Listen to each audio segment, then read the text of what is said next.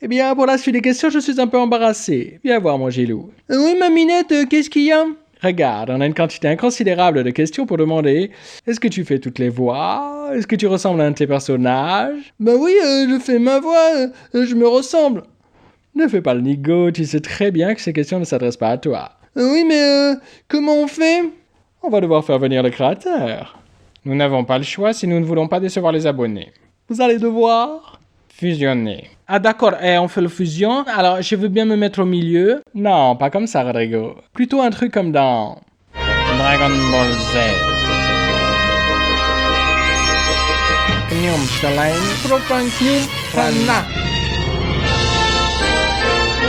Hein?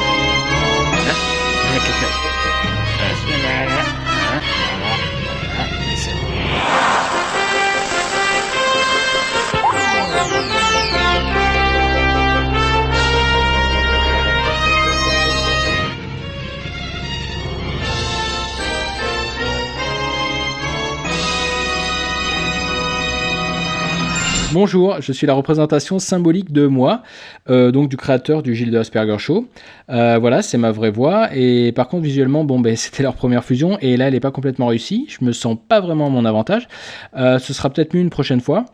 Pour répondre aux questions qui concernent mon aspect, le fait de savoir si je ressemble à un des personnages en particulier ou si on verra ma tête un de ces jours. Je pense que si la chaîne progresse, ça arrivera un jour ou l'autre, mais je ne pense pas que ça apporterait quoi que ce soit de me mettre en avant. Le principe de la chaîne à l'origine, c'était justement qu'elle repose sur Gilles avec tout ce que ça offre de liberté de ton. Puis je ne tiens pas à ce que les gens qui me connaissent et ignorent l'existence de cette chaîne tombent sur ma tronche par hasard. Du coup, si je dois un jour me montrer, j'aimerais que ce soit dans le cadre de quelque chose d'exceptionnel et qui serait une forme d'accomplissement. Pour donner un exemple, quand je me fais mes rêves, je me vois bien me dévoiler au Web Comedy Award si j'y suis invité une année. Bon voilà, ce genre de truc. Mais en tout cas, aucun de mes personnages ne me ressemble physiquement. Je ne suis pas roux, même si je trouve que ça contribue à rendre Gilles très sympathique. Et si je ne suis pas Asperger et que lui non plus d'ailleurs, il y a malgré tout beaucoup de moi en Gilles en termes de personnalité. En fait, Gilles et Antoine correspondent à deux facettes de ma personnalité qui s'affrontent et se complètent. Quand j'écris pour Gilles, je le fais assez naturellement comme si c'était pour moi, sans me projeter dans un personnage. Et puis des fois, j'ai une saloperie qui me vient, et là, je me dis que j'ai pas envie que ça sorte de la bouche de Gilles, alors je le fais dire par Antoine. J'ai pas peur qu'il ait des faiblesses, mais j'ai envie qu'il soit vertueux, bon et respecte mes valeurs. Je crois que c'est à travers lui que j'ai envie qu'on m'aime. Pour ce qui est de Rodrigo, je sais pas, il est sorti tout seul. C'est un moyen d'injecter un peu du style d'humour avec lequel j'ai le plus de facilité. Après, je vais pas revenir sur tous les personnages, mais sur ma chaîne perso, que vous êtes très peu à avoir découverte, il m'arrive de parler un peu de mon processus de création.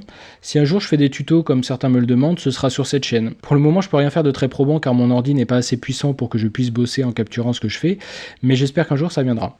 Bon alors, pour les voix, puisque ça a l'air de vous intriguer particulièrement, oui, oui, oui, non j'ai récupéré le son d'une vidéo, oui, oui, oui, non c'est mon pote Tony, voilà le lien de sa chaîne, oui, oui, oui, non j'ai récupéré le son d'une vidéo, oui, oui, oui, non j'ai récupéré le son d'une vidéo, oui, oui, non, c'est le vrai chanteur des derniers romantiques. Allez voir leur chaîne, moi leurs clips me font vraiment marrer. Non j'ai récupéré le son d'une vidéo, oui, oui, oui, non j'ai récupéré le son d'une vidéo, oui, oui, oui. Pour ceux qui veulent savoir quel logiciel j'utilise, alors pour l'animation c'est Toon Boom Animate, c'est assez proche de Flash mais avec des fonctionnalités en plus qui me font économiser pas mal de temps comme pour le lip sync automatique ou la possibilité de faire un squelette à mes personnages. Le lien vers la version d'essai gratos c'est dans la description de la vidéo.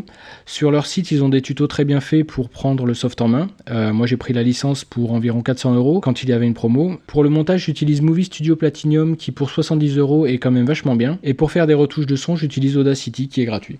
Alors est-ce qu'on est plusieurs? En fait je fais tout seul, même si le chanteur des derniers romantiques m'a plusieurs fois rendu de grands services en termes de son, mais quand je peux j'évite de trop l'emmerder quand même. Alors il y a des gens qui me demandent aussi pourquoi j'ai fait cette chaîne, qu'est-ce qui m'en a donné l'envie. Alors une réponse complète serait certainement un peu trop vaste, et d'ailleurs en dehors de curieux, je pense que vous avez certainement remarqué que depuis mon apparition, la vidéo est devenue particulièrement chiante. Mais bon, pour résumer, depuis mon adolescence, j'écris et je dessine des trucs débiles en ayant pour but d'un jour diffuser mes conneries et d'en vivre. Je me suis lancé dans plein de projets différents qui ont toujours avorté, principalement parce que je n'ai pas vraiment de facilité en dessin et que je n'étais jamais satisfait de ce que je faisais. J'ai même fait une longue pause pour progresser professionnellement et gagner ma vie. Je suis ainsi arrivé à un poste à responsabilité dans le jeu vidéo, et j'y ai consacré énormément de temps et j'y ai pris énormément de plaisir. plaisir pendant plusieurs années, mais au bout d'un moment, j'ai eu envie d'autre chose. J'ai réalisé que, quelle que soit mon ascension, il y aurait trop de contraintes pour que je puisse m'exprimer comme j'aimerais. Conjugué au fait que les softs d'anime 2D actuels me permettaient de combler mes lacunes en dessin, ça m'a motivé à croire à nouveau en les rêves que j'avais muselés et à me lancer dans le Gilles de Asperger Show. Comme mon truc c'est davantage l'écriture que l'acting, j'ai commencé avec Gilles parce qu'avec son côté un peu mal à l'aise, c'est à peu près tout ce que je me sentais capable de faire en termes de voix. Puis je me suis étonné moi-même en essayant d'autres et j'ai pris confiance et maintenant je suis prêt à essayer d'en faire des nouvelles vu que ça semble marcher pas trop mal. Pour ceux qui croient que je suis fort en dessin, c'est bel et bien moi qui dessine, mais par contre, comme je l'ai dit plusieurs fois dans des commentaires, j'ai des connaissances techniques qui me permettent de faire illusion, mais non, je ne dessine pas vraiment bien. Je dessine certes depuis tout petit et je sortais du lot étant enfant, mais j'ai vite remarqué que malgré le travail, j'arrivais jamais au niveau qu'avaient certains. J'ai fait pas mal de pauses aussi, entre lesquelles j'ai bien entendu régressé, et là, même si depuis le début du Gilles de Asperger Show, j'ai quand même commencé à m'améliorer, ça va encore me prendre pas mal de temps avant d'avoir un niveau respectable. Alors, depuis combien de temps je fais de l'animation comme ça? En fait, dans le jeu vidéo, quand j'anime, c'est en 3D. J'avais commencé par toucher un peu à la 2D dans mes études, mais j'ai jamais eu l'occasion de devenir bon. Donc c'est vraiment avec mes vidéos actuelles que je me familiarise un peu avec le type d'animation qu'on désigne par le terme de cutout. Mais bon, on va dire que ça fait quasiment 10 ans que j'ai des notions de posing et de timing qui me sont utiles, quelle que soit la méthode d'animation utilisée. Mais donc là, si je veux animer bien sur de la 2D, j'ai quand même un paquet de trucs à apprendre. Donc Gilles et Anton, comme je l'ai dit, je les tire principalement de moi. Rodrigo, je sais pas, il devait exister dans un coin de ma tête, je présume.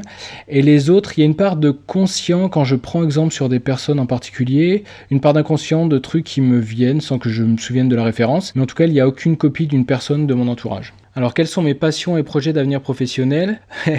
J'aimerais trouver le temps de faire du sport, principalement de l'escalade et du kitesurf. Quant à mon avenir professionnel, alors j'ai bien conscience qu'en écrivant cette question, tu l'as destiné plutôt à un étudiant qui aurait pu justement viser un boulot que j'ai déjà. Mais au contraire, j'aimerais que le Gilles de Asperger Show prenne une place de plus en plus grande par rapport à mon job actuel. J'ai du mal à m'imaginer le quitter vraiment, mais j'aimerais un jour pouvoir gagner assez avec le G2AS pour prendre un mi-temps et avoir à nouveau du temps libre pour vivre normalement. À long terme, ça me plairait bien de faire partie de ces rares personnes qui peuvent vivre modestement de ce qu'ils font sans trop de contraintes et d'ailleurs si je pouvais faire ça n'importe où dans le monde ce serait encore mieux. Bon déjà c'est très gentil de me demander si je suis heureux et d'ailleurs vous êtes très nombreux à être généralement très sympas dans vos commentaires. Alors c'est Gilles qui répond mais moi quand je les lis quand même ça m'aide vachement à me motiver pour continuer dans les moments difficiles. Donc oui je suis heureux et j'ai plein de raisons de l'être même si ça ne me met pas à l'abri d'avoir parfois des moments d'amertume. Je vous suis très reconnaissant de prendre la peine de me dire quand vous aimez, de me soutenir, de me faire parfois savoir quand quelque chose vous déplaît. C'est pour ça que je tenais à répondre à toutes les questions. J'espère d'ailleurs y être arrivé. C'est pas impossible que l'une soit passée à travers les mailles du filet, mais si c'est le cas, c'est vraiment involontaire. Allez, je vous remets entre les mains de Gilles.